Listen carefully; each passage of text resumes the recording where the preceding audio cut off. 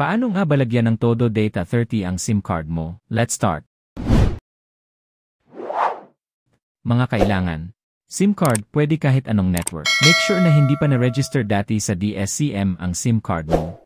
Next, Gmail account. Make sure din na hindi pa nagamit dati sa DSCM ang Gmail mo. Hindi tulad ng dati, pwede kang mag-load ng Todo Data 10 ng sobrang easy basta nakapag-register ka gamit ang address sa NCR. Ngayon, para magka-Todo Data 30 ang SIM card mo, dapat under ka ng isang distributor. Nag-test ako magpa-activate sa isang legit na distributor ni dito para lang magawa ang tutorial na ito. At awa naman ni Lord, legit naman siya at meron ng Todo Data 30 ang SIM card ko. Ang maganda pa dito, free lang ang magpa-activate sa kanya. Nasa description din po ang link ng Facebook profile niya. Yung unang dalawang SIM card na ni-register ko sayang lang dahil walang reply si dito. Para magpatuloy, i-message nyo lang po si Arcel Capili sa Facebook.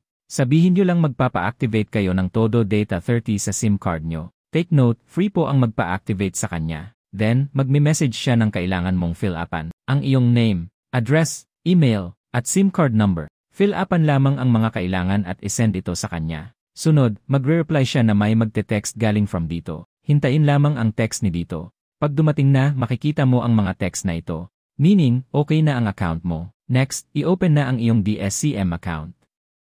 Kung wala pa, download ka muna sa Play Store. I-type na ang number na iyong pina-activate.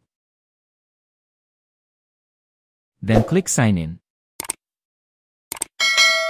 Next, i-type naman ang 6-digit code na ipinadala ni dito. Then click Proceed. Click Accept. Next, gumawa ng 6-digit MPIN na gusto mo.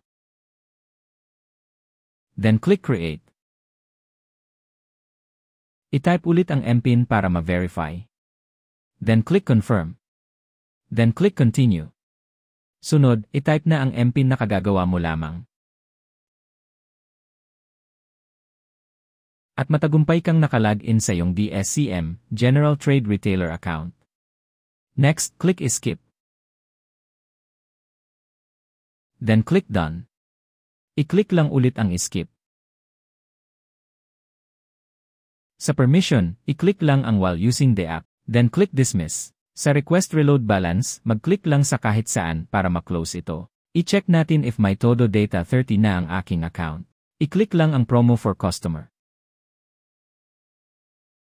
Next, mag-swipe lang sa menu hanggang makita mo na ang Todo Data tab. At meron lang ang Todo Data 30 ang aking account. Kailangan naman nating mag-request ng reload balance para makapag-load tayo ng Todo Data 30 sa sarili nating dito SIM o kaya sa mga customer natin. I-click lang ang Request Reload Balance. Next, i-type ang amount na gusto mong i-request. Pag okay na, i-click ang Submit Request. At napadala mo na sa iyong distributor ang reload request. Back to Messenger. I-chat mo ulit si distributor na nag-request ka na ng reload.